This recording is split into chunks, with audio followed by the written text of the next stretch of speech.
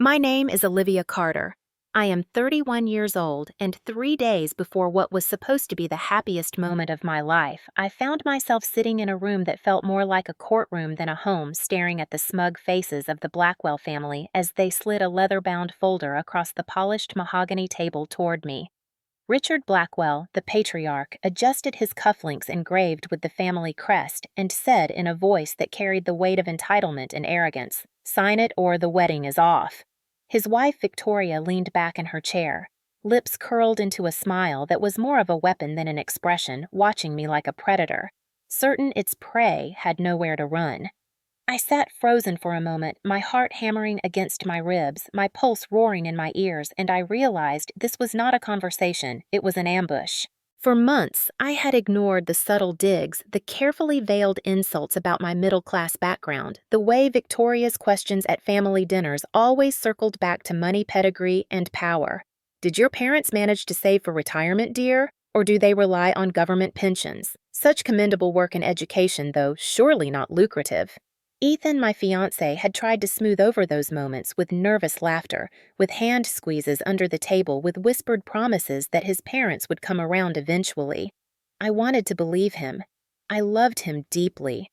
But sitting in that cold room beneath the chandelier that cast unforgiving light across every smug expression, I felt something inside me fracture. I opened the folder with trembling hands, pages of dense legal jargon staring back at me, and within seconds my stomach turned. This was no balanced prenup. It was a trap written to strip me of dignity and security. If Ethan and I ever divorced, I would walk away with nothing, not a cent, not even rights to anything we built together. Worse, buried deep in Section 4 was language that threatened to entangle my business, my intellectual property, the company I had poured years of sweat and sacrifice into. They wanted to reduce me to nothing more than an accessory in their son's life, disposable without value. I looked up, struggling to keep my voice steady. This seems very one-sided. Richard waved a dismissive hand as though I were a child interrupting adult matters. Standard language, he said smoothly, to protect established family wealth. Victoria leaned forward, sliding a Mont Blanc pen across the table. Every successful marriage begins with clear expectations, dear. This is simply practical. The words dripped with condescension. They did not see me as a partner. They saw me as a beggar at their table. I clenched my jaw, forcing back tears of rage. I would need my own lawyer to review this, I said. A faint flicker of annoyance cracked Victoria's mask. Your own lawyer? Is that necessary? Richard asked, brows lifting in mock surprise. Our family attorney is one of the best in Chicago. Best for your family's interests, I corrected, because clearly our interests are not aligned. That earned me my first true glare from Victoria, her smile collapsing into cold steel. You have until 9 tomorrow morning, Richard said firmly. Sign it or the wedding is off. I left that house with the document clutched in my hand like a ticking bomb. My vision blurred with tears as I drove away from their immaculate estate through streets lined with mansions and manicured hedges that seemed to mock me with their perfection. My phone buzzed repeatedly, Ethan's name lighting up the screen, but I could not bear to hear his excuses not yet. Every memory of his parents' subtle disdain came rushing back like a flood I had ignored for too long. Every polite insult I had swallowed, now cutting like shards of glass.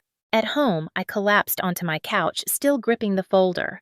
The apartment I had chosen for its downtown view and proximity to my office suddenly felt like a sanctuary under siege. I dialed Jenna, my best friend since college, and when she answered, I could not hold back the sobs. They ambushed me. Jenna, they shoved a prenup in my face and told me to sign or lose the wedding. Silence crackled on the line before her voice exploded with outrage. That is manipulative beyond belief. Did Ethan know? My chest constricted. They said he did. They claimed he agreed. The betrayal burned worse than the ultimatum. If Ethan had known and stayed silent, if he had allowed them to treat me like this, then what did our love mean? My fingers shook as I turned the pages again, scanning the clauses that stripped me of rights, erased my contributions, reduced me to a dependent. The rage hardened inside me, molten steel cooling into resolve. For years, I had kept my financial reality hidden, choosing humility over ostentation. My parents' high school teachers in a Chicago suburb had raised me to value hard work and modesty. They had no idea that when my grandfather passed during my senior year of college, he left me a carefully invested estate worth millions wealth that I had protected and grown with discipline. Add to that the tech startup I had built from scratch, an educational software company now valued at nearly $2 million, and I was no pauper, no dependent, no charity case. My net worth stood at over $9 million, and yet to the Blackwells, I was invisible, a nobody. I realized in that moment I had allowed them to underestimate me, to write their own narrative about who I was.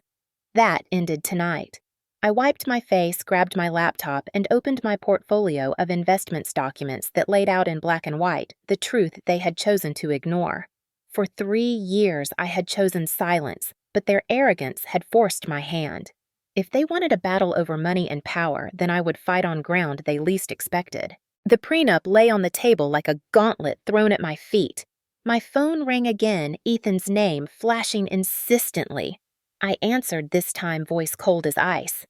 "Your parents gave me an ultimatum," I said. "Sign their prenup by 9 tomorrow or lose the wedding." "Did you know?" His silence was damning. "Ethan," I pressed. "I knew they wanted a prenup." He admitted finally, his voice strained. "I was going to talk to you about it. You let them ambush me." My voice cracked with fury. "You stood by while they tried to strip me of everything I have built." "It is just a piece of paper," he said weakly. "Everyone signs them. If it is just a piece of paper, then why is it worth destroying our wedding over?" I snapped. He had no answer. I ended the call, my hand trembling, but my mind suddenly sharp clear. Tomorrow morning they expected me broken compliant signing away my future. Instead, tomorrow morning they would meet the real Olivia Carter, and they would regret ever underestimating me. I barely slept that night. Every time I closed my eyes, I saw Victoria's smug smile, Richard's dismissive wave, Ethan's silence.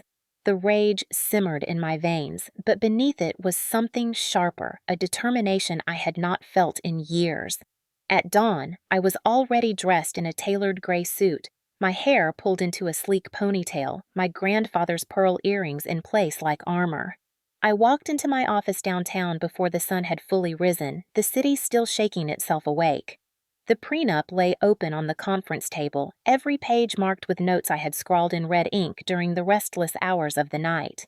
At 7 sharp, the door opened and Harold Winters stepped in. At 72, Harold had been my grandfather's attorney and had guided me since inheriting his estate. His silver hair gleamed under the fluorescent lights, his bespoke navy suit perfectly pressed his leather briefcase worn from decades of battles. He had the air of a general surveying a battlefield, and in that moment, that was exactly what I needed. "Good morning, Olivia," he said, his deep voice steady. "You look ready for war." "That is because I am," I replied, sliding the document toward him. "They ambushed me yesterday with this. They want my signature by 9. Harold adjusted his reading glasses and began scanning the pages. The silence stretched, broken only by the faint hum of the city outside, until he set the document down with a look of disgust. "This is one of the most lopsided prenups I have seen in 45 years of practice. It strips you of everything, even attempts to claim rights to your intellectual property. Outrageous." "Can we fight it?" I asked, my voice tight. A slow smile curved his lips, sharp and predatory. "My dear, we will not just fight it. We will annihilate it. But first tell me, do they know the full extent of your financial situation?" "No, I admitted only my parents, Jenna and you." Harold's chuckle rumbled through the room. "Then this is going to be very interesting. You are not some penniless schoolteacher they can push around. You are worth $9 million. Their entire strategy collapses the moment that truth is revealed. For hours, we worked drafting a counter-agreement that was balanced and fair, protecting both my assets and Ethan's, ensuring any future property would be divided equitably, and most importantly, inserting ironclad protection for my business and intellectual property. As Harold wrote, I gathered documents, my portfolio of investments, my company valuation, my bank statements. The evidence piled up like ammunition. When we finished, Harold leaned back satisfied. This is not just a prenup, Olivia. This is a declaration of war. The key now is presentation. When and where will you reveal this? I considered carefully. First, I need to confront Ethan. Then, together, if he has the backbone, we will face his parents. A neutral location public enough to keep them restrained, but private enough for serious discussion. Lakeview Restaurant has private dining rooms. Upscale discreet. Harold nodded approvingly. Excellent choice. By mid-morning, I felt a calm settle over me, the calm of someone who is prepared for battle and knows she carries the stronger weapons. Still, one battle remained before the showdown with the Blackwells.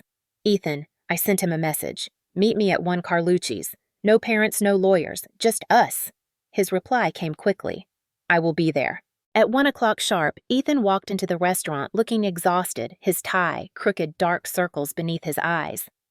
Sophia? Thank God you came, he began, reaching for my hand. Do not, I said sharply, pulling back. We need to talk. His face crumpled with guilt. Mom told me you left upset yesterday. Upset. I repeated, my voice like ice. They threatened to cancel our wedding unless I signed away everything. They shoved a prenup in my face with no warning. They said you knew.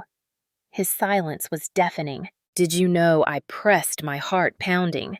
Finally, he nodded, eyes downcast. I knew they expected a prenup, he admitted. I was going to talk to you about it myself. But you did not. I cut in. You let them ambush me. You let them treat me like a beggar, a gold digger, someone unworthy.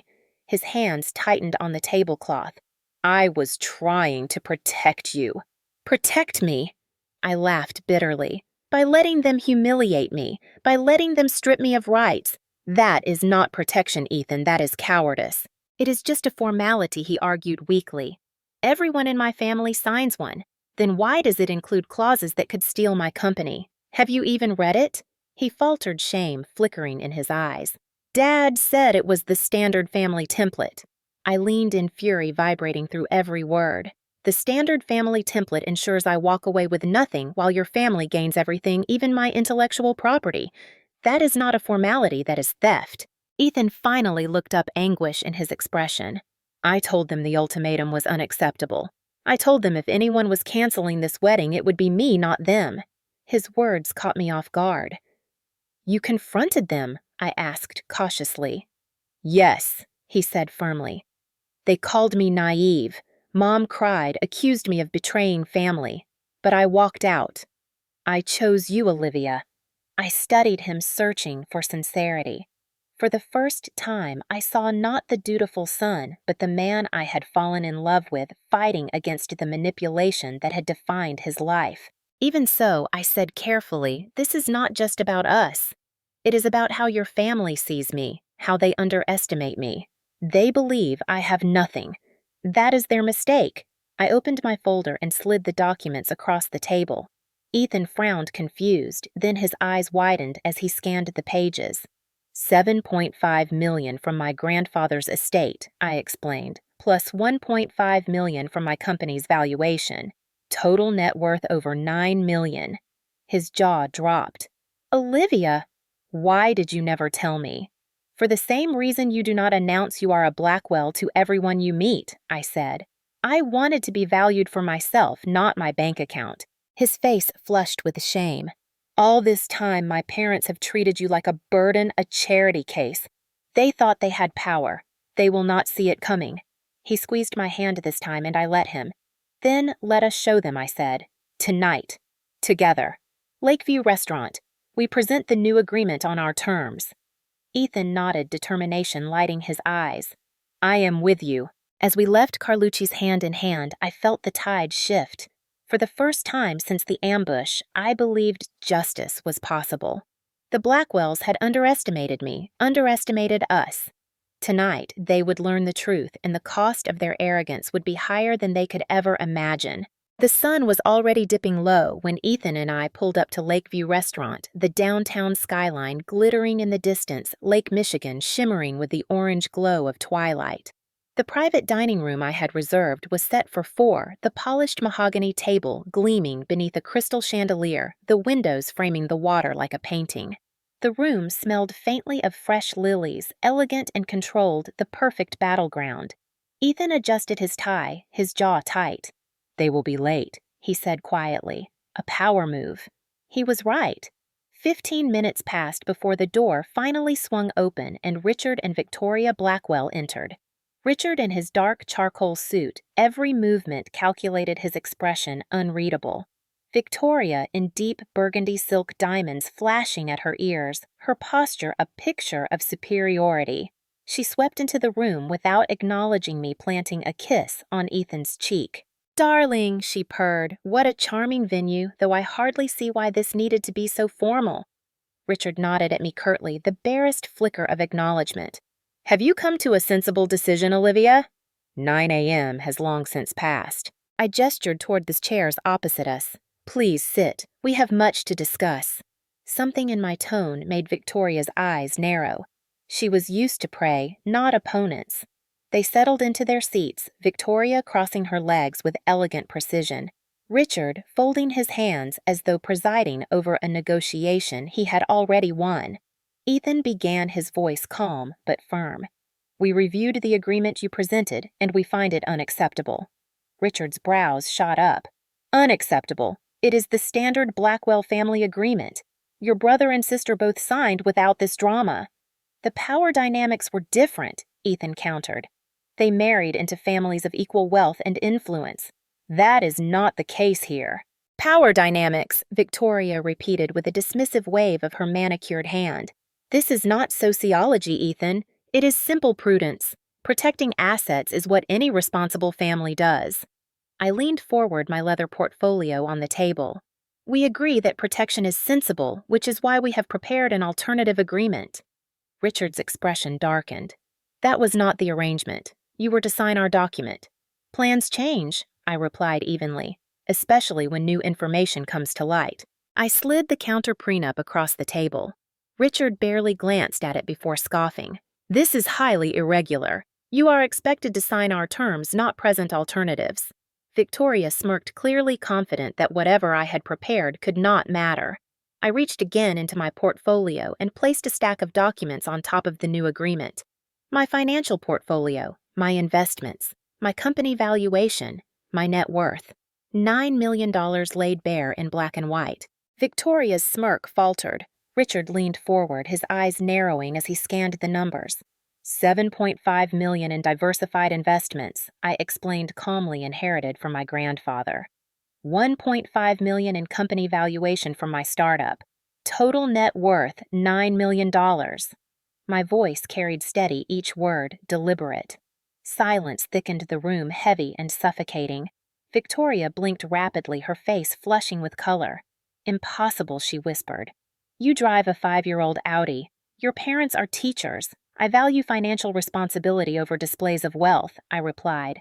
"My parents taught me to work hard and live within my means, lessons that served me well." Richard turned the pages with growing consternation. "These appear legitimate," he admitted reluctantly. "Why keep this hidden? Would you have treated me differently if you had known I asked?" The answer was written across Victoria's face, her condescension collapsing into shock, then anger. "This changes the situation," Richard said finally. "We would need time to review this thoroughly." "You had no hesitation expecting me to sign yours overnight," I countered. "You have until 3 tomorrow afternoon. If you fail to agree, the wedding is canceled by me. Not you." Victoria's hand slammed against the table, her voice sharp. "You dare dictate terms to us. You are nothing compared to generations of Blackwell wealth." Ethan spoke before I could, his tone steady. "She is my partner mother. Your arrogance blinds you. If anyone has shown strength and independence here, it is Olivia. I am ashamed it has taken me this long to defend her properly." His words cut the air like a blade, and I saw Victoria flinch for the first time. Richard cleared his throat, trying to regain control. "We will have our attorneys review this, but do not mistake wealth for acceptance, Olivia. You may have assets, but you will never truly be one of us." I met his gaze, my voice calm, cold steel beneath velvet. "Then perhaps it is time you understand I do not need to be one of you. I am more than enough on my own. The waiter entered quietly with sparkling water, placing glasses before us. The interruption gave everyone a moment to breathe, but the tension clung to the air like smoke. Richard finally stood, smoothing his jacket. We will review and provide our response by tomorrow. Victoria rose more slowly, her eyes fixed on me with undisguised fury. You may think this little revelation gives you power, she said, but you will learn the Blackwells do not bend easily. Ethan stood as well, his shoulders squared. Then perhaps it is time the Blackwells learned what it means to be challenged. He reached for my hand, gripping it firmly. Together we watched his parents leave the room, their silhouettes stiff with outrage. The door shut, and I exhaled the adrenaline, leaving me shaky. Ethan turned to me, eyes blazing with pride. You were magnificent. No, I corrected softly. We were magnificent. By the next morning, the air in my apartment felt electric heavy with anticipation. I had not heard from Richard or Victoria yet, and the silence itself was a message they were regrouping, sharpening their knives, preparing to strike back harder. At 9:30, my phone buzzed, an email terse and formal from the Blackwell family office. We will meet you at noon, our attorney present, to discuss your so-called proposal. The arrogance dripped from every word. They could not even hide their disdain. I forwarded the email to Harold, who replied with only 3 words. I will be there. By noon, I walked into Harold's downtown office, the marble floors gleaming, the scent of polished wood and expensive leather filling the space. Harold was already waiting in the conference room, stacks of documents neatly arranged, his eyes glinting with the kind of sharpness that comes only from decades of legal combat.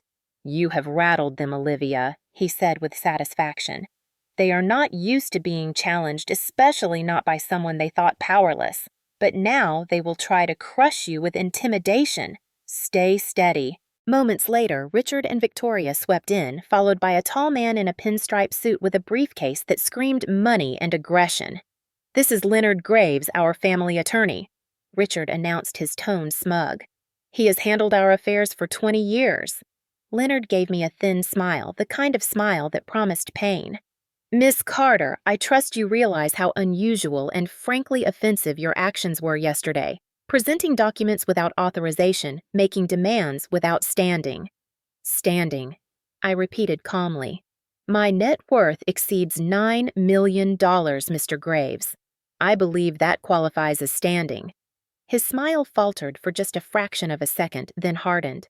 Assets can be inflated, valuations can be misleading. Harold leaned forward, his voice like gravel. Those documents are independently verified and notarized.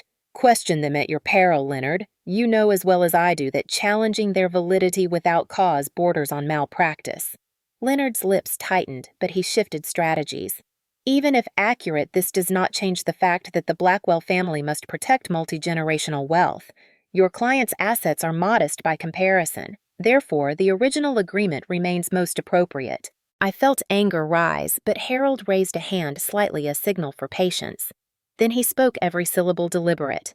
Let me be clear. Olivia Carter is not some naive social climber. She is a successful entrepreneur, heir to a substantial estate, and fully capable of defending her interests.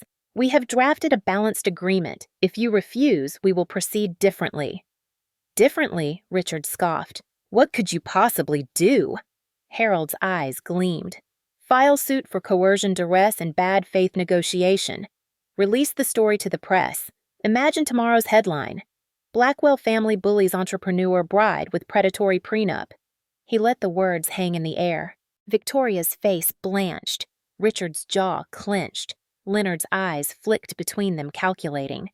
This is outrageous, Richard growled. You would drag our name through mud. You would ruin our reputation.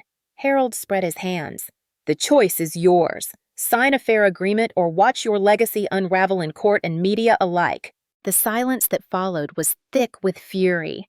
Victoria finally hissed, You would never dare. I met her gaze evenly. Try me. The meeting ended with no resolution. They stalked out, Leonard trailing behind, their fury palpable.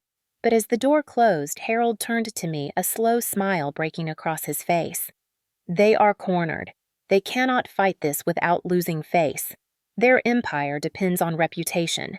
Public opinion is their weakest point.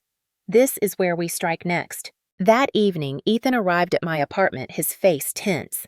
"They are furious," he said. Mother was in tears, father pacing like a caged animal. "They think you are trying to humiliate them." I shook my head. They humiliated themselves the moment they ambushed me. All I did was hold up a mirror. Ethan sank onto the couch, running his hands through his hair. "I told them I stand with you." Father shouted, called me ungrateful, accused me of betraying the family. For once, I did not back down. His voice steadied stronger. "I told him if he forced me to choose, I would choose you." My chest tightened, the words cutting through days of fear. For the first time, I believed him. Still, I knew we were not safe. The Blackwells were wounded animals, and wounded animals strike hardest. Harold called just after Ethan left. "Olivia, we need to prepare for escalation. I want you to gather everything. Financial statements, business contracts, even emails that show your independence. If they try to discredit you, we will bury them in proof." I spent hours scanning, organizing, building a digital fortress around my life. Every dollar accounted for, every contract clear, every asset documented. By midnight, my laptop was filled with folders labeled like Weapons Inheritance Investments Company Patents Bank. Yet, even as I prepared for battle, part of me mourned. This was supposed to be my wedding week, a time of joy and anticipation. Instead, it was a war zone. I stared at the empty spot in my closet where my gown hung ivory silk draped in plastic. Would I even wear it?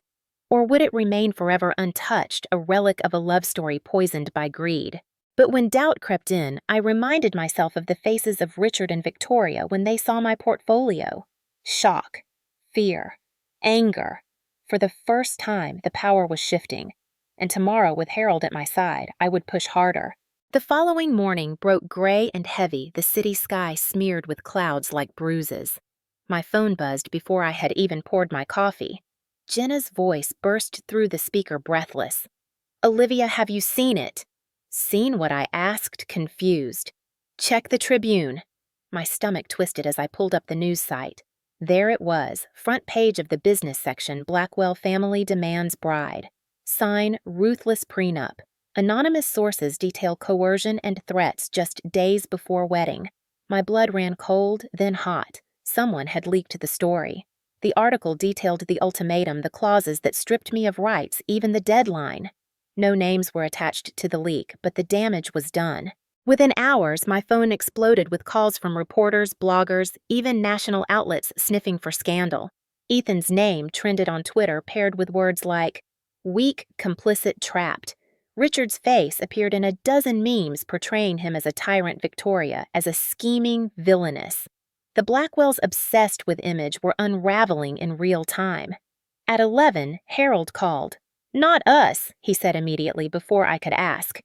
"We did not leak this, but whoever did has handed us the greatest weapon we could hope for.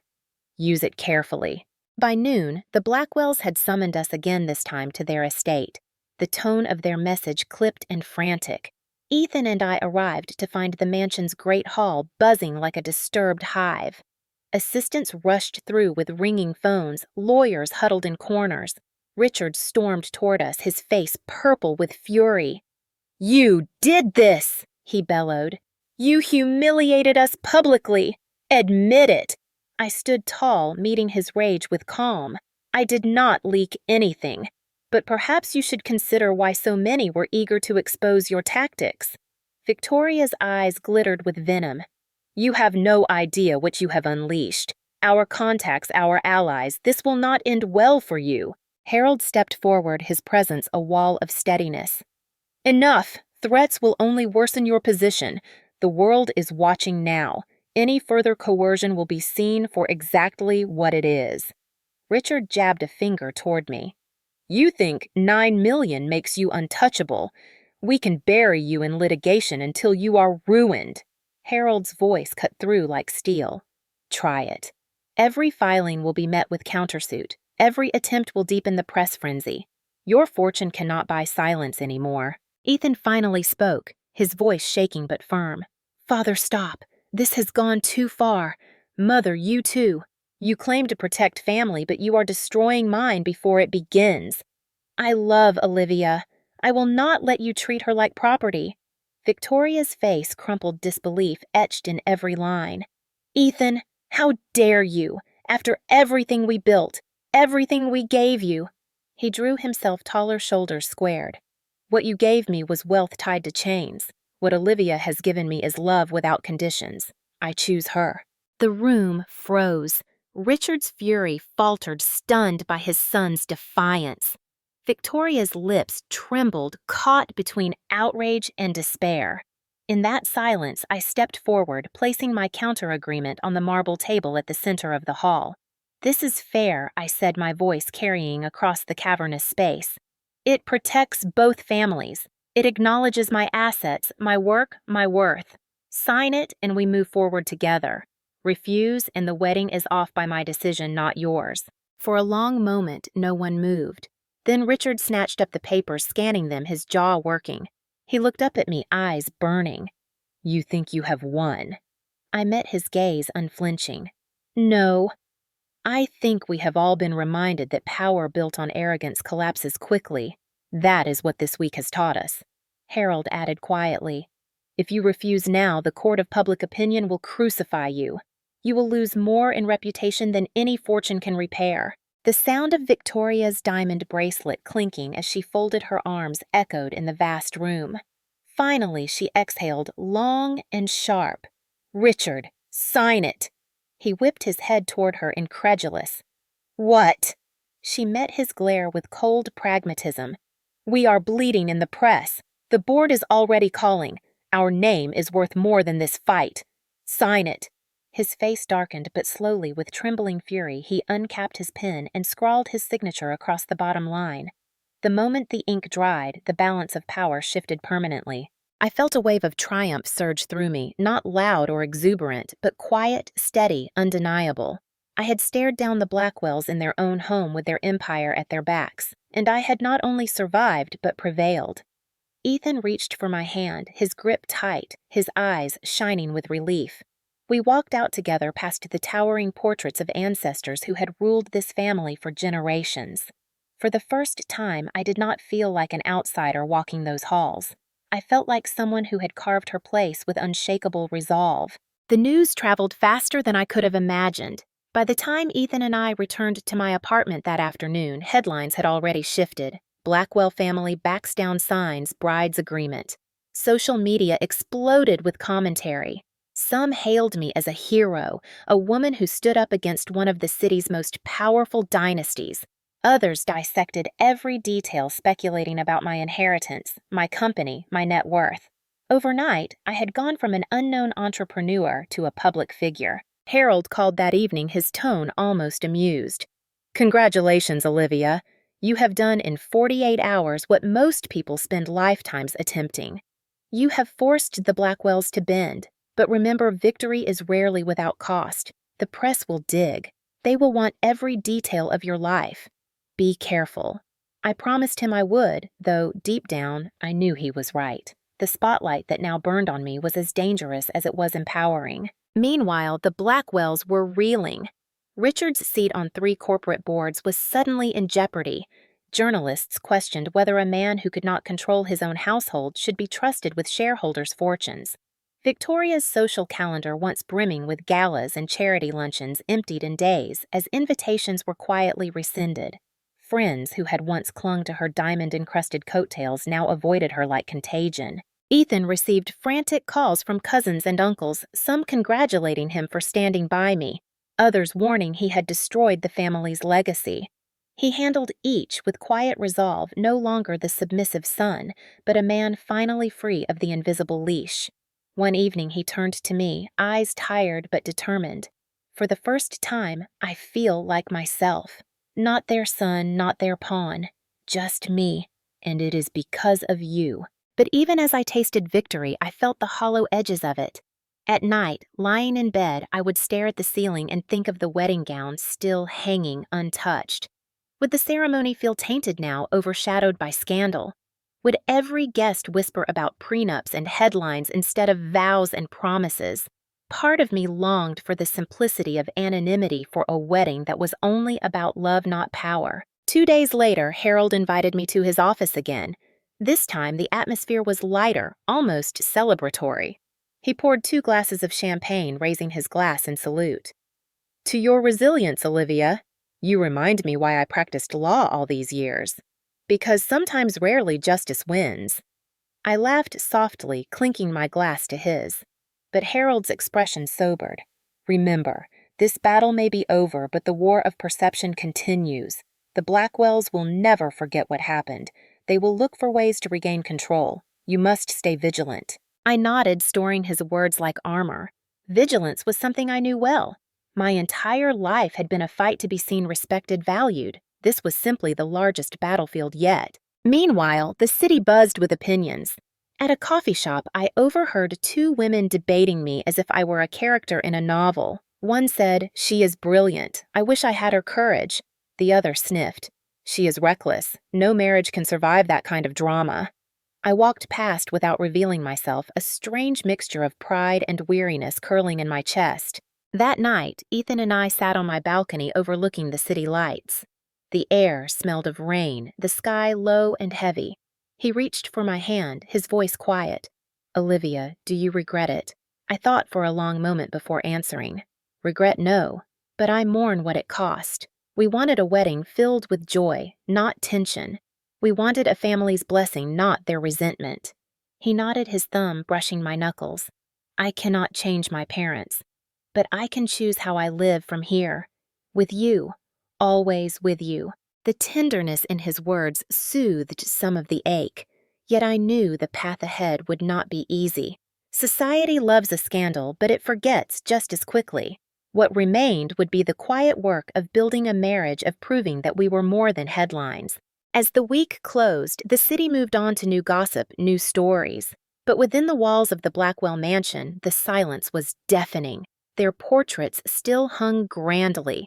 Their fortune still vast, but their power true. Power had cracked. And I, Olivia Carter, the woman they had once dismissed as nothing, was the one who fractured it. For the first time in days, I slept deeply, not with the restless energy of battle, but with the calm of someone who had stood her ground and refused to be erased. The morning of the wedding dawned bright and clear, as though the sky itself refused to mirror the chaos of the past week. My gown hung from the closet door, ivory silk, cascading like a waterfall. No longer a symbol of anxiety, but of survival. I slipped it on slowly, my hands steady for the first time in days. When I looked in the mirror, I did not see a bride trembling before the power of another family.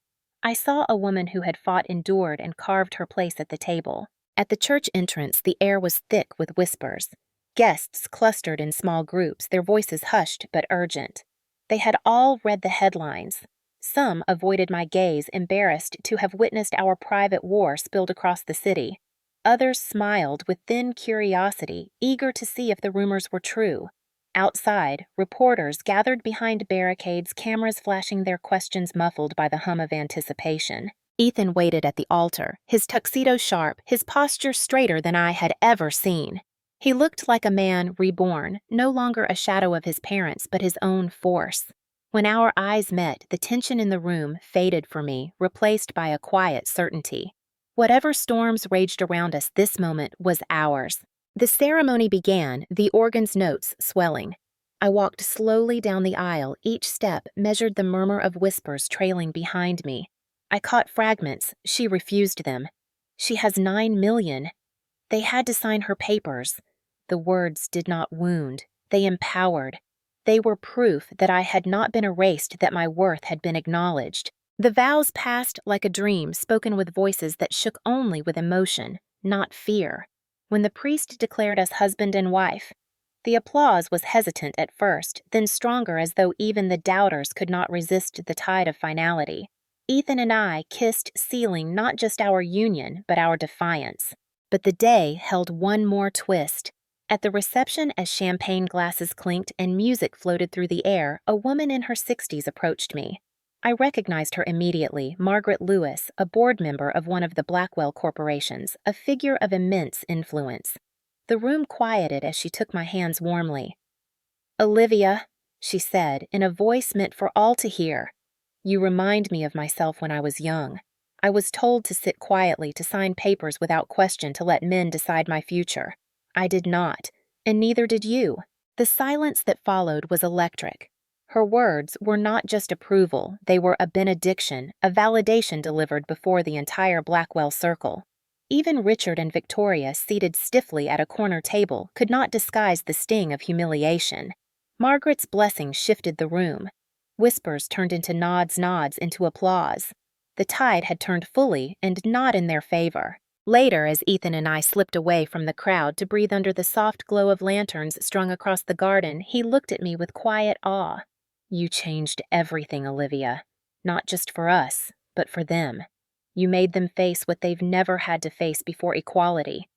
I smiled, my hand resting against his chest. "Then let that be the foundation we build on. No more chains, no more shadows, just us side by side." The night wound down with laughter and music, but in my heart I carried something more profound. The knowledge that I had not only secured my place, but also forced a family, perhaps even a society, to reconsider the balance of power in marriage and wealth. It was not the wedding I had once imagined, simple and private. It was louder, messier, forged in fire. And yet somehow it felt stronger for it. When the final song ended and the last guest departed, I stood at the edge of the garden, the city lights flickering beyond. I thought of the girl I had been just weeks ago, anxious, quiet, willing to bend for peace. That girl was gone. In her place stood a woman who had faced down the Blackwells and walked away not only unbroken, but triumphant. The days after the wedding unfolded like an echo chamber, every conversation, every headline carrying traces of what had happened.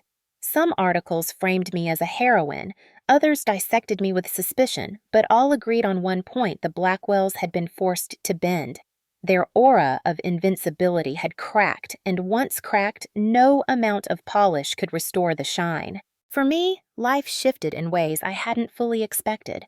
Investors called curious about my company. Strangers sent letters of support, women thanking me for standing up against coercion they themselves had endured in quieter, lonelier ways. There were critics, of course, voices that said I had embarrassed my husband, humiliated my new family, tarnished the sanctity of marriage. But those voices no longer pierced me. They were relics of an older world that believed silence was dignity. I had learned that dignity was found in truth, not compliance. Richard retreated from public view, his temper once a weapon, now a liability.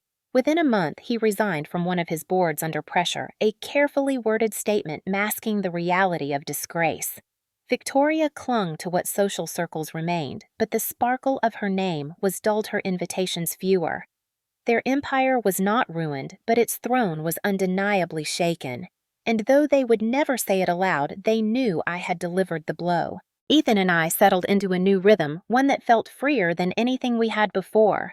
We worked side by side on our ventures, our evenings spent not in arguments over parental demands, but in conversations about building something of our own. For the first time, I felt our marriage was not shadowed by the Blackwell legacy, but illuminated by our shared determination. One night, as autumn leaves rustled outside our window, Ethan asked quietly, "Do you ever wonder if it was worth it? The stress, the headlines, the storm?" I thought about it carefully before answering.